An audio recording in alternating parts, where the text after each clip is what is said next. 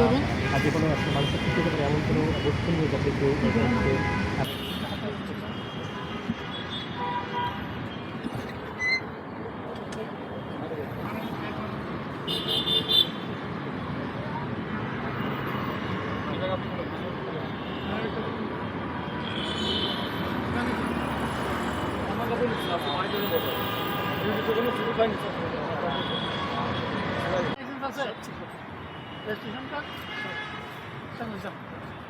কী কী পেয়েছেন বলতে আমরা এটা নিয়মিত চেকপোস্ট এবং নিয়মিত টহল ডিউটির এটা নিয়মিত অংশ আমাদের র্যাবের।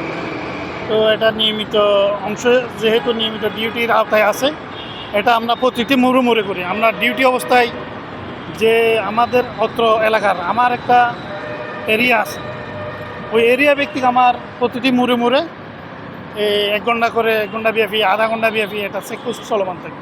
হ্যাঁ, এটা নিরাপত্তা নিশ্চিতের জন্য এবং অনাকাঙ্ক্ষিত কোনো কিছু না জিনিসপত্র নিয়ে যাতে চলাফেরা করতে না পারে, এটা সতর্কতামূলক একটা বার্তা আর কি অপরাধীদের জন্য। এগুলো নিরসনে যেমন আমরা নিয়মিত রোবাস্ট হল আছে, চেকপোস্ট আছে, অপরাধী যাতে আতঙ্কিত থাকে।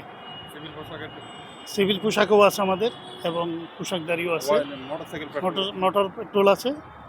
তো অপরাধী যাতে নির্বিঘ্নে অপরাধ করতে না পারে তার জন্য আমরা আমাদের এই ব্যবস্থা। অপরাধমূলক কোনো কিছু পাওয়া যায় নাই, এটা হচ্ছে কথা।